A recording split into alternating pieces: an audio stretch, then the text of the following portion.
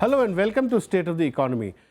Today we decided to discuss one of the biggest missions of the Narendra Modi government, which is skill development. This government created a special ministry to push for skill development in this country. It is the Ministry of Skill Development and Entrepreneurship. And within that, they have set up a National Skill Development Corporation, which is a public-private initiative, a PPP initiative with the objective of really scaling up skills in the country, funding of institutions, private institutions which would scale up necessary skills in this country. And the target is 500 million skilled people by 2022. It's a mega program, and to discuss some of the details of this program, we have with us today Jayant Krishna, CEO of the National Skill Development Corporation. Welcome to our show. Thank you, Jayant. So tell us, 500 million people that you is the target that you have set for yourself. What are your preparations for this? Sometimes I wonder whether do we have enough research about the skills needed in this country, about the skills that are, first of all, available in the country. Is there a skill mapping of people already skilled? What are the areas of potential employment? So please tell us how you're approaching this whole gargantuan task. See, as you rightly said, it's a huge task. If you look at the target the country has embarked upon itself to skill 40 to 50 crore people by the year 2022, this makes it the largest human resource development exercise ever undertaken by any country in the history of mankind. So the sheer volume, the enormity of the scale is huge, and it's full of challenges. Have you studied any other model, say China or any other country where this might have been attempted? Yeah, so we have studied China, we have studied Korea, we have studied Germany, Switzerland, UK, US, Canada. And, rather than imitating any model and embracing it totally, what we have done, we have picked up the best from different countries, and looked at what is relevant to our kind of demographics and so on and so forth. Suited to our cultural specificities. Exactly. And then we have gone ahead. See, it all started with the initiative a few years back, which was by the late C.K. Prahlad, the management guru, called India at 75. So he tried to evangelize that when independent India becomes 75-year-old by the year 2022, he tried to imagine that what kind of country we would like to have, And among other things, he said we would need almost 500 million skilled people, kind of a thing. If you really ask me, did he do any accurate district level exercise in terms of skill gaps? Perhaps not. I also was partly involved with that exercise several years ago. But, he looked at some macroeconomic indicators.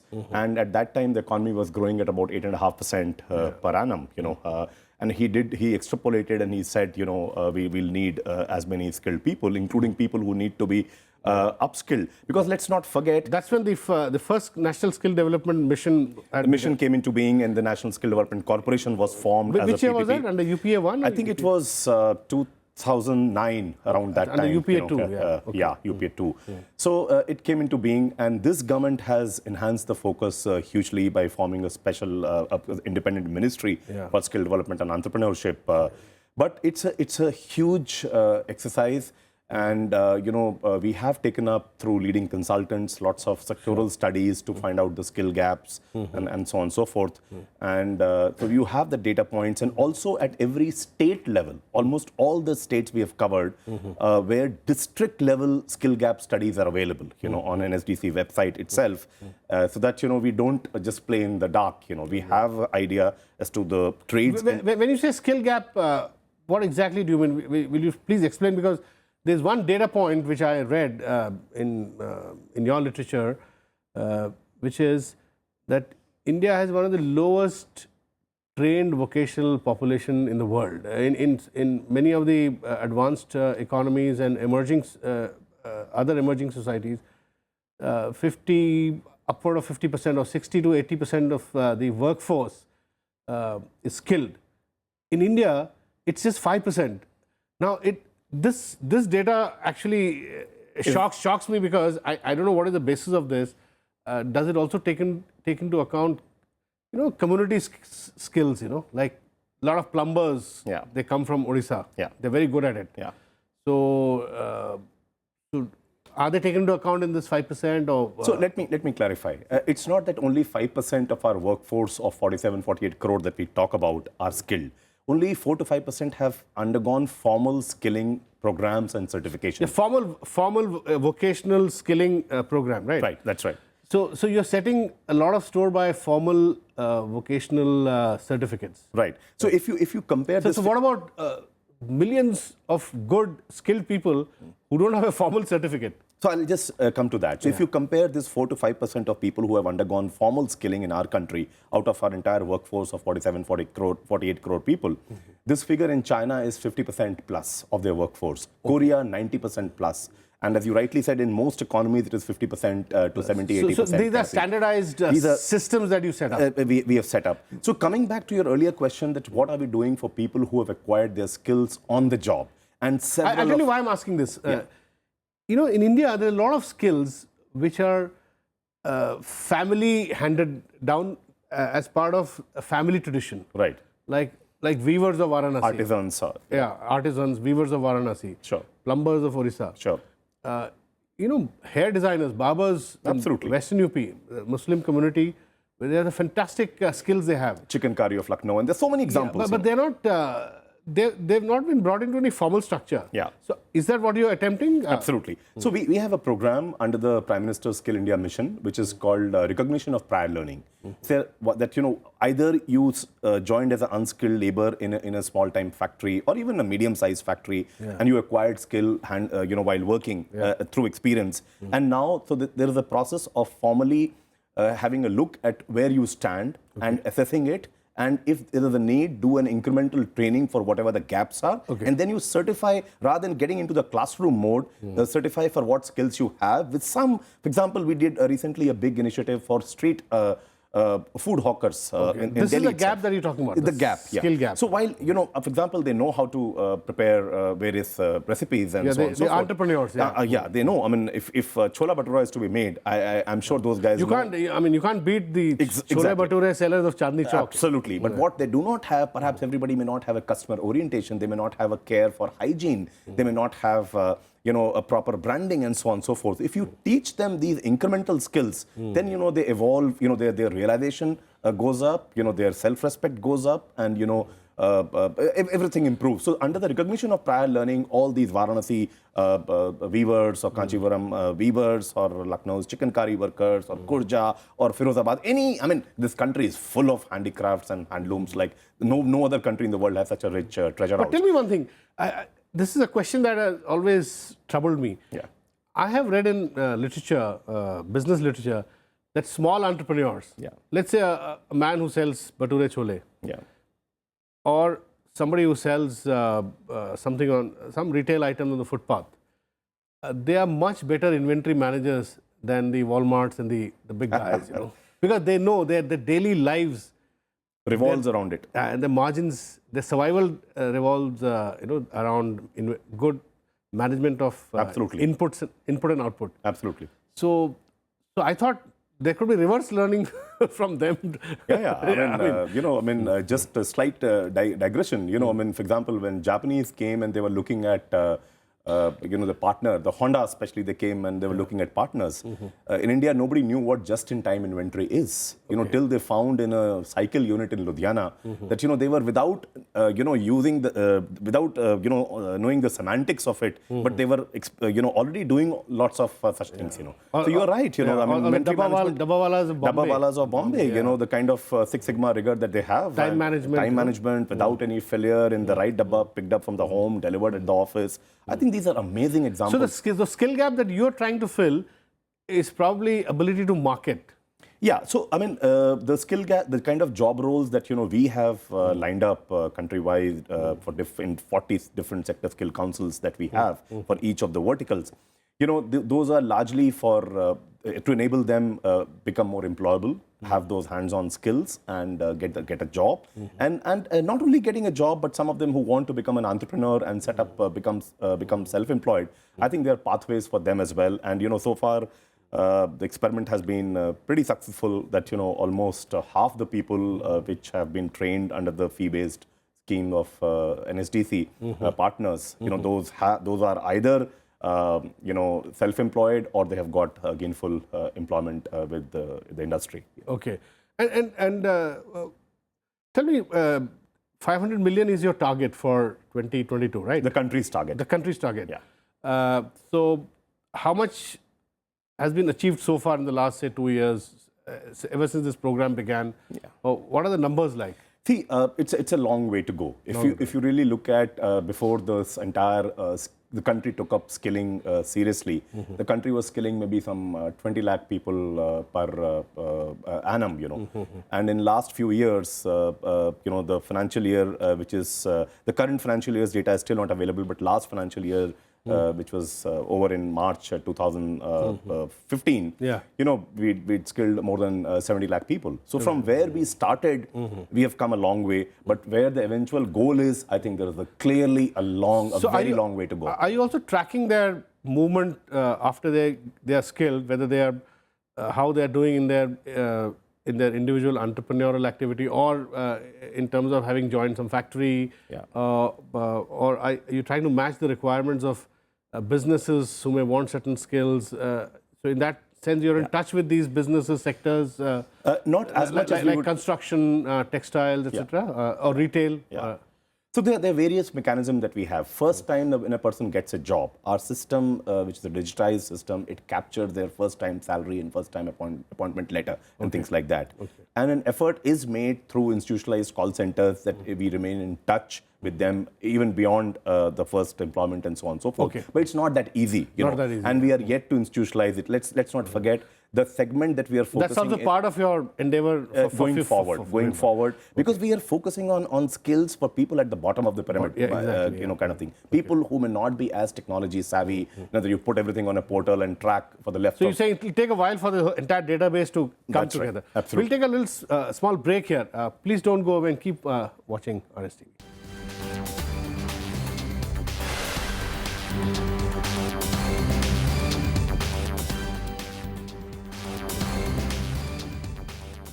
Welcome back to State of the Economy. We are having a conversation with Jayant Krishna, CEO of National Skill Development Corporation. So Jayant, you were talking about the activities, the focused activities that National Skill Development Corporation is doing. Now, tell us what exactly are you doing these days? What's your focus area, and how do you work with states? Different states have different dynamics. They different sets of skills, different sets of activities. So you work with the industry. You also work with the state bureaucracies, I believe. That's right. Because the skill mission has to go down to the state level, right? It has gone down. Yeah, tier 2, tier 3. So how do you work? Yeah, so it's a big question, so expect a big answer, longer answer also. NSDC, if you look at, of course, one centrality of its role is to evangelize the overall skills system and improve the ecosystems, that it becomes a level playing field for a lot of people. But more importantly, the two major buckets where we work is, we finance, we extend soft loans, and to a limited extent equity support or grants also to people who want to do training business for profit.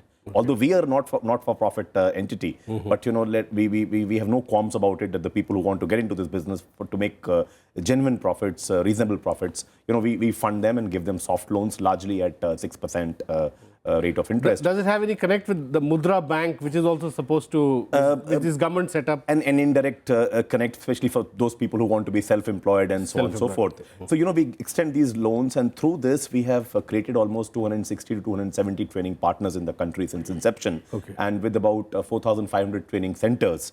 And also since we implement the Pradhan Mantri's Kaushal Vikas Yojana, so for that scheme and our own training partner centers put together, we have more than 12,000 centers in more than 600 districts in the country. Around the country. Around the country. And this ecosystem has resulted into training of almost close to 75, 80 lakh people since inception of NSDC. So you choose to train people. Is it demand driven, or do people come and say, I want to do this, and then you provide them that, or how does it work? It's a combination. Or is it supply driven? You say that we have these skills. Yeah. If anybody wants to come and access it. Yeah. So actually, for many of our training partners, what happens, the demand actually comes from leading industrial units. They say that we need for retail, for hospitality, for healthcare. We'll need as many people. And this is the kind of job role we want our people to be prepared for. And you take a batch, and we promise that practically the entire batch will get absorbed by us. So it's a completely demand-driven from that angle. But it's also supply-driven sometimes, but we are gradually trying to make an endeavor that more and more skilling play that happens in the country is demand-driven, so that there is a straight connect with the market and so on and so forth. The second component of NSDC's existence, which is very, very important, that we have, over a period of time, we have catalyzed the formation of 40 industry-led sector skill councils. For example, auto will have one, retail would have another, manufacturing will have another. These kind of. So you are incubating that. We are incubating them, and we are also governing them, and we are working very closely with them. And if you look at their governing council, it hardly has people from the government. Most of the people it has are from industry. So which are the key industries which you think are providing employment, where demand is coming from? Yeah, I think if you look at construction, real estate, this is the largest in terms of employer, the kind of demand gaps which exist. Retail is also big, telecom is big, logistics is big. So these are the bigger ones. What about the intersection of agriculture and food processing? Is that big? So we have an agriculture sector skill council also, which looks at lots of job roles which are relevant for agriculture, Why I'm asking about agriculture is policymakers, even the Prime Minister keeps talking about, in fact, recently he said that when he talks about Startup India, it's not that he's talking about, IT professionals, being funded or being encouraged or venture capital funding of IT. He says startup would involve all kinds of individual entrepreneurs who are in the agriculture sector, providing various services to agriculture or various other linkages, people who have linkage with the agriculture activities. Sure. So is that an important focus? Why I'm asking you this is that from a macro perspective, agriculture today provides about 16% of GDP. Yeah. But it has 55% of the population. So it's a really low wage, low skill island. So yeah, absolutely. I mean, so is there a special focus on that? There is. If rightly said, 16 to 17% of our GDP, comes from agriculture and allied sectors, and almost half the country's population is dependent on that. So therefore, the per capita income of people who are engaged in agriculture is so pathetically low. Very clearly.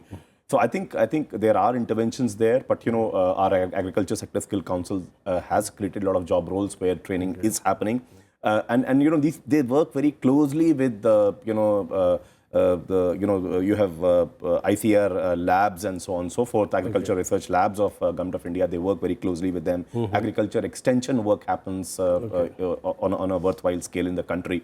So all these people collaborate to take this journey forward. Is there enough research on employment or employability in this agriculture sector? Because I personally find that data in regard to agriculture and the people who are engaged in agriculture, data quality is also very poor. For instance, I'll give you one piece of statistic, which is 50%, nearly 50% of all incremental employment in our country are self-employed. Yeah. Now, and they are mostly in the agriculture or, let's say urban, if not agriculture, at the intersection between rural and urban. One really doesn't know what skills do these people possess. They are self-employed, but what do they do? One suspicion is that they may be sitting in a shop. So what one person could do, there are 3 or 4 of a family sitting there. There's a lot of huge disguised unemployment. So is there enough research on people in this sector who are employable or who can be skilled in something else and taken to some other activity so that they get their incomes could go up and they could be employed more meaningfully. See, that's a real challenge. If you look, I'll again come back to that India's workforce of 46, 47, 48 crore, whatever the correct figure 470 million now. It's almost 47 crore people. Out of which 93% people actually work in the informal and unorganized sector, which is a challenge. That's what, we really don't know much about exactly this 93%. So how do we connect with them? Yeah, how do we connect with them? So what we have done is, in the sector... That is a real challenge, That's actually. a real challenge. In the sector skill councils that we have, almost 33% of all 40 put together, almost 33% people are actually representatives of MSME sector, because that's the closest we know to the unorganized or informal sector. Not that everything under MSME is unorganized and informal, So to have their voice, to have their representation in setting up of national occupation standards. So you are working with MSME council. We are working with that sector because MSME sector has become a huge, perhaps it has become a larger employer than the large industry in the country today. Actually, I also learned about, there's another data point which I would like to share with you. There are about 44 million micro, small and medium enterprises in this country. What surprised me is that the average employment by these 44 million units is 3 per unit. Now, somebody is running a lathe machine, maybe just 3 people, or, so I don't know, how do you sort of read this? And also, these 44 million MSMEs, they actually provide employment to about 120 million people. MSME sector has become the larger employer than the large industry. Service sector has become the larger employer than the manufacturing sector. Because I'll tell you why. Because Ila but Seva, you work with Seva, right? Right. Seva must be employing more people than a fully automated a refinery or a textile plant, which can run with about 500 people, maybe some ancillary employment also, but So, but are we looking adequately at real employment intensive small enterprises from your perspective, from the skills perspective? I mean, we are surely looking at it. One big challenge is that if you go to the organized industry, large industry, generally their job roles are very, very focused and narrow, kind of thing. If you look at the MSME sector, they want multitasking through their people. Same person does wider set of job roles, kind of thing. It's always a challenge. So when we define a job role and draw the national occupation standards based on which the curriculum gets developed and the training actually happens on the ground, we make sure that, there is a good compromise between, this very focused and narrowly defined job roles for the bigger units, and for the MSME sector, this multitasking and broad-based job roles. So we always, progressively over a period of time, we are trying that, we have enough for MSME sector also, and how do we make our job roles more relevant to where the number requirements are in the country? So it's an increasingly large battle. If I claim that we have arrived there, we have solutions to all the issues and challenges, I'll be fooling around.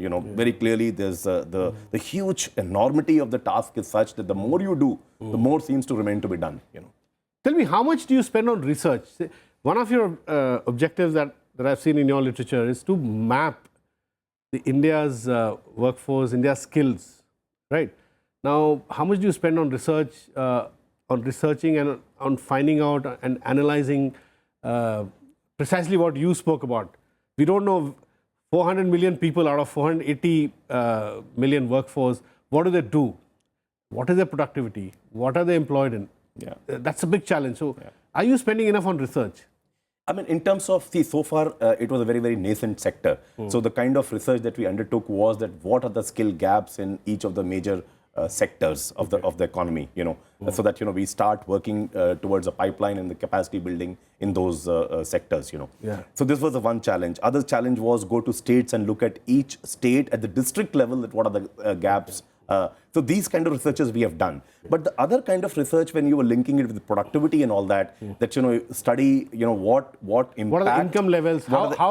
how much are what is the growth rate of their incomes, etc.? Correct. So one is looking at the productivity, that if you employ skilled people, how does it make a good business case for industrial unit to employ skilled people, because it gets offset by the higher productivity over a period of time. Right. And second, what you said, how does the income level increase, if between an unskilled worker and one the worker. Like the Prime Minister said, and the budget recently announced that they would want to increase the farmers, double farmers' incomes by 2022. Correct. I think it's a very worthwhile goal. I know, but we should be able to track that, right? Sure.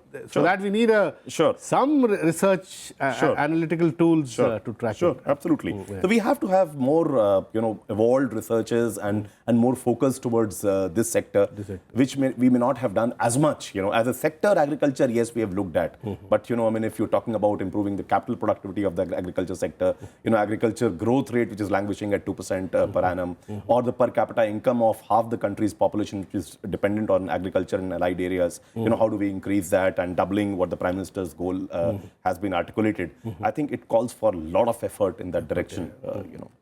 Thank you very much, Jayant Krishna, for talking to us. That's all we have in this edition of State of the Economy. We'll be back with you next week. Thanks for watching.